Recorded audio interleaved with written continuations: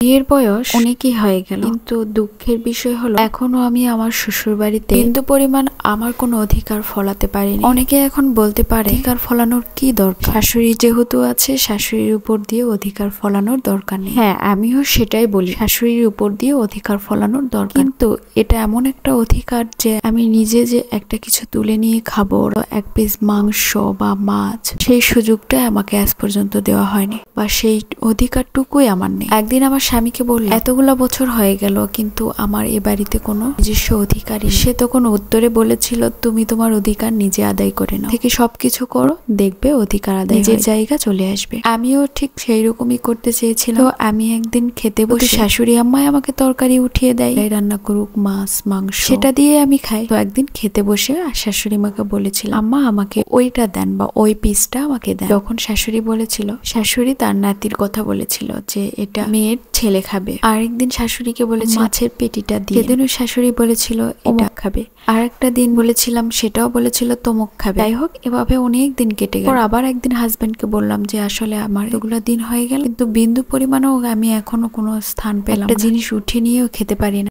তোমার মতো করে উঠে নিয়ে খাবা কেন, এটা তোমার কি বাড়ি নয়? সে বলেছিল আমরা সবাই মিলে খেতে বসে। তখনই ওর সামনে আমার শাশুড়িকে বলছিলাম যে আম্মা মুরগির পাখনাটা দেন। আসলে আমি সেদিন পাখনাটাই চেয়েছিলাম, তো মুরগির পাখনার শেষের দিকে যে অংশটা থাকে একদম ছোট, সেটাই চেয়েছি। শাশুড়ি বলেছিল ওটা তোমার শ্বশুর খুব পছন্দ করে, সবাই যদি সবকিছু পছন্দ করে তাহলে আমি কি খাবো? আমি তো এমন ভালো কিছু চাইনি যে রান বা অন্য কিছু বা আদার্স যারা আছে তারা খায়। এই হচ্ছে শাশুড়ির ভালোবাসা। আমি আমার হাজবেন্ডকে বলেছিলাম, দেখো অধিকার কিভাবে, এতগুলা দিন যতবার খেতে চেয়েছি তোমার সামনেই বলেছে এটা অমুকে খায়, এটা তমুকে খায়, কিন্তু আমি খাবো, আমার তো পছন্দের একটা জিনিস বলে আছে। সবসময় শাশুড়ি আজ পর্যন্ত এতগুলো বছর হলো এভাবেই বলে যায়, কথা আছে তাই না?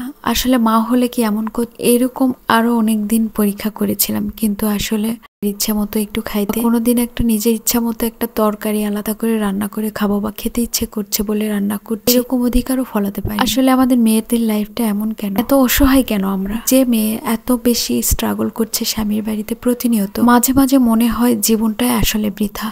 আবার অনেকেই বলতে পারো এত শাশুড়ি শাশুড়ি কেন, এত শাশুড়িকে নিয়ে এত দ্বিধা দ্বন্দ্ব, এত কথা কেন? আসলে প্রত্যেকটা মেয়েরই স্বপ্ন থাকে শ্বশুর বাড়িতে গিয়ে সবার সাথে মিলেমিশে থাকতে, কিন্তু কিছু কিছু মানুষ আছে কখনোই আপনাকে ভালো থাকতে দিবে, তিলে তিলে শেষ করে দিবে আপনার জীবন। একটা সময় গিয়ে তখন বাড়ির বউ হয়ে উঠে বিবেক বুদ্ধিহীন মানুষ।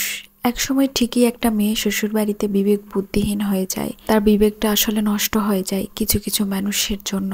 ভালো থেকো তোমরা, আমাকে অনেক অনেক সাপোর্ট করো প্লিজ, পাশে থেকো, সবার জন্য অনেক অনেক শুভকামনা। সকলের দিন চেঞ্জ হয়, এক সময় সুদিন আসে, আমারও আসবে ইনশাআল্লাহ। ভালো থেকো, আল্লাহ হাফেজ।